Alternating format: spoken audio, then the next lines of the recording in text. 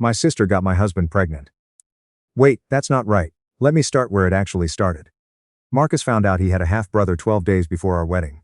I'm a structural engineer. I spend my days running load calculations, checking tolerances, making sure buildings don't fall down.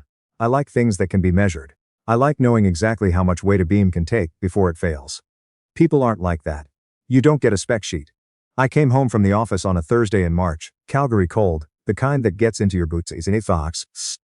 Traffic on Deerfoot had been brutal. I'd stopped at the Sobeys on 17th for milk, and thought about whether we had enough for chili. Nothing about that day suggested it would be the last normal one I'd have for a long time. Naomi was at the kitchen table when I walked in. Not on her laptop, not scrolling her phone. Just sitting there with her coat still on, like she hadn't been home long enough to take it off. Except her car had been in the driveway when I pulled up, so she'd clearly been sitting like that for a while. "We need to talk," she said. I set my keys in the bowl by the door. Stood there. Waited. I'm pregnant. My brain did the math automatically. When, how far along? The new mattress we bought in January. The conversation we'd had about waiting 2 more years until I made partner. Then I opened my mouth to ask the normal questions. The ones you ask your wife of 9 years. She cut me off before I got a word out. "It's Connor's." I want to tell you there was a dramatic silence, some swelling orchestral moment, but that's not how shock works. It's quiet. Your brain just sort of stalls out like a program trying to open a file with the wrong extension. Connor is my younger brother, was. I'm using past tense on purpose. "It's been going on since November," she said, and her voice had this strange rehearsed quality, like she'd practiced this exact sentence in the car. "I'm keeping it, and before you ask, your mom knows." "We told her on Sunday." "Who else was there?" "Me, Connor, your mom." A pause. "Dad, not me." "No, not you." I walked into the living room and called my mother. Naomi trailed after me, hovering in the doorway, not sure if she should stay or disappear. Mom picked up on the second ring, bright and normal. "Sweetheart. I was just going to call you about Easter. Are you guys still coming to Lethbridge?" "I talked to Naomi," I said. The pause on the other end told me everything. Then her voice shifted into that careful register, the one parents use when they're trying to defuse something they already know is a bomb. "Okay, listen. It's complicated, but we're family. Families get through things. We can't let this tear everyone apart over. You had a meeting. Without me. We were trying to figure out the best way too. The best way for who? For everyone, honey. We just need to think about what's best for everyone except me," I said. "You already worked that part out." I hung up. Naomi was still in the doorway. "What are you going to do?" I looked at her, really looked. The way you look at something you're about to grieve. 9 years. I thought I'd known this woman down to her bones. Thought I knew my own brother. Turns out you can build a whole life next to people who are, underneath it, complete strangers wearing familiar faces. "Nothing," I said and went to the bedroom. I pulled the old hockey bag out from under the bed and started packing. Shirts, laptop, the charger, my passport, the folder with my mortgage documents and tax returns. I wasn't crying, I wasn't shaking. I was making a list in my head and checking it off, the same way I'd run through a pre-pour checklist on a job site. "What are you doing?" Her voice climbed. "You can't just leave. We have to talk about this, there's a baby." I zipped the bag. She grabbed my forearm. "Say something. Scream at me. Tell me I'm a terrible person. Just say something." I looked down at her hand on my sleeve, then back at her face, and I understood with total clarity what she actually wanted. She wanted a fight. They all did. A fight meant negotiation. A fight meant I still believed there was a version of this, where I stayed and we worked it out, where I got a vote on a decision that had already been made without me 3 weeks ago. Over coffee in my mother's kitchen. I wasn't going to give her that. I pulled my arm free, picked up my keys. "Where are you even going to go?" She called after me, panic cracking through now. "It's -18 out." I didn't answer. I got in my truck, backed out of the driveway, and in the rearview mirror I watched her standing in the doorway with her phone already pressed to her ear. My phone started lighting up before I hit Memorial Drive. "Mom. Dad, Connor, Naomi again." I declined every single one. They cycled through, over and over, names stacking on the lock screen, like a slot machine that wouldn't pay out. I drove for almost half an hour with no real destination, just east, away from the house, the phone buzzing in the cup holder like it was trying to crawl out. I pulled into a Tim Hortons parking lot off 16th Avenue and just sat there with the engine running. 19 missed calls, 11 voicemails. Texts stacking up faster than I could read them. "Please call back. We need to talk about this as a family. Don't do anything you'll regret." Family. They kept saying that word like it still meant something they'd earned the right to use. I opened my contacts. My hands weren't shaking, which surprised me a little. I started with my mother, held my thumb down, my father, block, block, Naomi, block. I went down the whole list. My aunt in Red Deer, my uncle, 2 cousins, my mother's best friend who'd known me since I was in diapers. Anyone who I figured would take their side, anyone who'd run interference, anyone who'd tell them where I was. Block. Block. The phone went silent. The silence felt like stepping out of a wind tunnel. I called my carrier. Sat through the menu, finally got a person. I need a new number. Tonight if that's possible. Can I ask the reason for the change, sir? No, a pause. Okay. I can have that processed. New number active within 2 hours. I thanked her, hung up, and drove to a Holiday Inn Express out by the airport.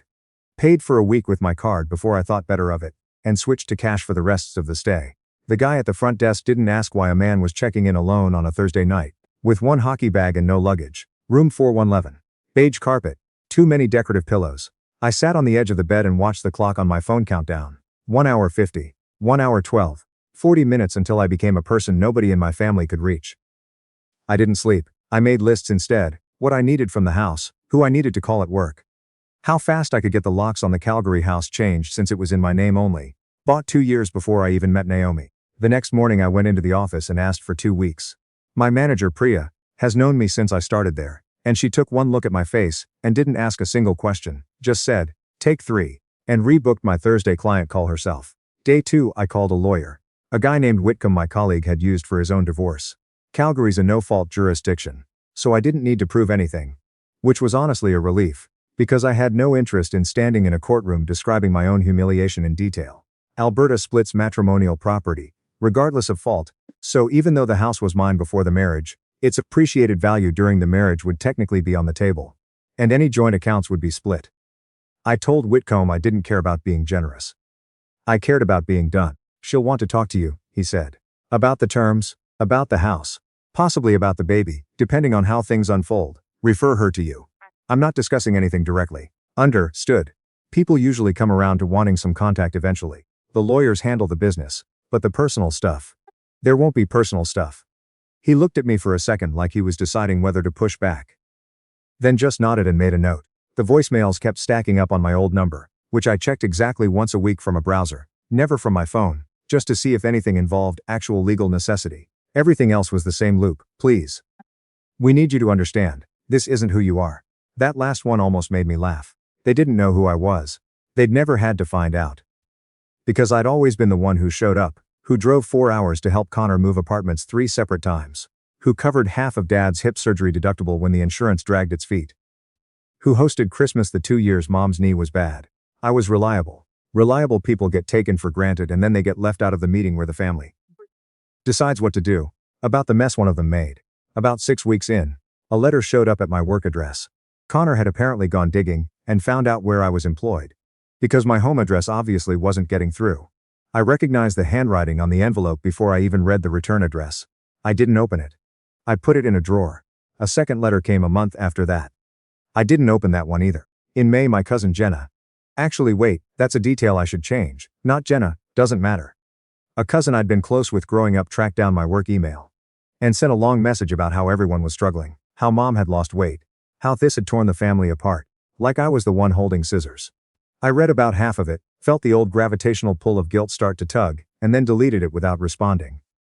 I'd learned by then that engaging with even the sympathetic ones was a door, and doors, once opened a crack, don't stay that way. By July the divorce was moving through mediation, mostly conducted through Whitcomb, so I never had to be in a room with Naomi. She tried twice, to request a direct conversation as adults.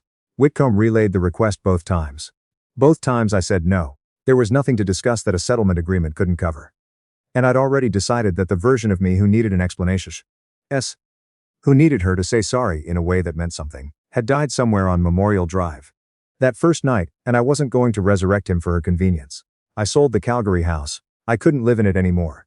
Every room had become a museum exhibit of a life I didn't want, and used the proceeds, minus what the settlement required me to give her, to relocate to Victoria. Different province, different time zone, 1,400 kilometers between me and every person who shared my last name. I told myself it was about a job opportunity. And it was, partly, a firm out there doing seismic retrofit work, genuinely interesting engineering, the kind of project I'd wanted to work on for years. But it was also about geography as a wall. You can block a phone number. You can't always block a person who knows your gym schedule. Distance, real physical distance. Felt like the only kind of silence that couldn't be talked around. My cousin's wedding was in September. I knew about it because it had been on the calendar for 2 years before any of this happened. I was supposed to be a groomsman. I didn't go. I didn't send a card. I heard later, through the same cousin who'd emailed me, that Connor gave a toast about family showing up for each other no matter what. And I have to assume nobody in that room appreciated the layers of irony stacked into that sentence. Or maybe everybody did, and nobody said anything, because that's apparently how my family operates. In Victoria, I started over in the most literal sense. New apartment near the water, new gym, new grocery store, where the cashiers didn't know my mother's name. I went to therapy, which I'd never done before. Mostly because Whitcomb recommended it almost as a precaution. People who go no contact without processing it tend to either crack or get bitter, he said. And you don't want to be bitter. It's exhausting to maintain. My therapist was a woman named Esme, who specialized in family estrangement, which apparently is common enough in Canada to be its own specialty, and she helped me understand something I hadn't been able to articulate myself. That I wasn't punishing them by disappearing. I was just refusing to keep paying a cost that had stopped being mine to pay. By December, the holidays the first time around were rough. I won't pretend otherwise. There's a particular kind of quiet on Christmas morning when you used to host 14 people and now it's just you and a coffee maker. But by the following spring I'd met someone. Her name was Bianca, a marine biologist, doing kelp restoration research out of Uvivik, sharp and funny, and completely uninterested in drama, which I found enormously restful. I told her the whole story on our fourth date because I figured she deserved to know what she was potentially signing up for. She listened to the entire thing without interrupting once, and at the end she just said, "Good, they sound exhausting." That was it. No follow-up questions about whether I should reach out. No gentle suggestion that family is family. Just an acknowledgement and a refill of my wine. We got married 18 months later. Small ceremony at a winery in the Cowichan Valley. 40 guests. None of them named Connor. Her family, her mom cried at the rehearsal dinner. Her dad made dead jokes about the open bar. Her sister was already planning a future baby shower, before we'd even discussed kids. Asked gently whether my side of the family would be there. "We don't speak," I told them. Simple as that. "Ever?" her mother asked, not unkindly, just curious. "Ever?" She squeezed my hand. "They're lost then." It was the right thing to say and I appreciated that she didn't push further. I got promoted to principal engineer 18 months after that, leading the retrofit team on 2 hospital projects, the kind of work that actually keeps people safe during an earthquake, which felt fitting somehow. I'd spent a chunk of my life learning how to keep structures from collapsing, and apparently I'd also had to learn how to do that with my own life. Bianca got pregnant the following winter. We told her family over dinner at her parents' place in Oak Bay, and the table erupted the way you'd want a table to erupt. Her dad nearly knocked his wine over. Her mom was already crying again, happy tears this time. Her sister immediately started talking about strollers. Someone asked, almost as an afterthought, if we'd told my parents. "We don't talk to them," I said. "Never?" The question again. Like people can't quite believe a clean break is possible. Never. Nobody pushed. That's the thing about found family. The family you build on purpose, instead of the one you're issued at birth. They don't ask you to defend your boundaries. They just respect them. One night, about 7 months into Bianca's pregnancy, I was writing in the journal Esme had originally suggested I keep. A habit I'd stuck with long after we'd wrapped up regular sessions. I wrote something that night that I think gets to the center of all of it. People assume revenge has to be loud. A confrontation, a speech, a moment where you finally tell someone exactly how they wrecked you. That's not revenge though. That's closure. And closure is a gift you give the other person, not yourself. Real consequence is quieter than that. You just stop existing to them. You let the absence do the work. They wanted a fight from me, because a fight would have meant I still thought there was something worth fighting for. I didn't fight. I left. And the leaving, total, permanent, with no scheduled reconciliation, no 5-year reunion, nothing, was the only thing that actually cost them anything. They get to live with the not knowing. The voicemail that goes nowhere. The wondering. I get to live in Victoria with a wife who thinks I'm funny, and a nursery we're painting sage green. Because we didn't want to find out the sex. I closed the journal and looked around the condo. Ultrasound photos stuck to the fridge with a magnet from Tofino. Our wedding photo on the wall by the door. Bianca's parents' RS baby shower sitting on the counter. A text from a coworker about Saturday's game. Full life. Real life. Everything I'd walked away from in Calgary was just ash by comparison. And everything I'd built since was solid enough to stand on. Bianca came out of the bedroom, one hand resting on the curve of her belly, the other rubbing her lower back, the way she'd started doing in the last month. "You okay?" "Yeah. Just thinking. About? How different everything is now." She sat down next to me on the couch, careful with the angle, and asked, the way she sometimes did, gently, never pushing. "You ever wonder if you made the right call? Cutting them off completely, I mean." I thought about it, the way I always genuinely did when she asked, because I never wanted to give her a canned answer. "Every day," I said, "and every day I land in the same place." "Yeah, I did." She smiled, leaned over, kissed. Good. Because I'm keeping you. Deal. We sat there a while in the kind of quiet you only get with someone who actually knows you down to the studs. No performance required. Outside, Victoria kept doing whatever Victoria does at night. Ferries coming in, somebody's dog barking 2 streets over, ordinary life moving along without needing my permission. Somewhere back in Lethbridge. In a house that had gotten too quiet for the 4 bedrooms it had. My mother sat at her kitchen table with her phone in her hand. She'd told me this once, years later, through my cousin, who I let back into my life eventually. Carefully, on my own terms. My mother had dialed the old number. The one that used to be mine. The one she'd had memorized for 15 years, before any of this happened. The number you have dialed is not in service. If you feel you've reached this message in error, please check the number and try your call again. She'd heard it, by her own estimate, probably a few hundred times. She still called it sometimes, my cousin said, even years later. Not because she expected it to ring through. Just because it was the last version of reaching out she had left. And some habits don't know when to stop trying. In Victoria, I turned off the lamp, climbed into bed beside Bianca, and fell asleep thinking about the nursery. About whether the green paint sample was too dark for the north-facing wall. About absolutely nothing involving the people who used to share my last name. I hadn't beaten them by destroying anything. They'd managed that themselves. In a kitchen in Lethbridge. Over coffee, while deciding what was best for everyone except me. I'd won by building something better somewhere else, and then living in it, completely, without them.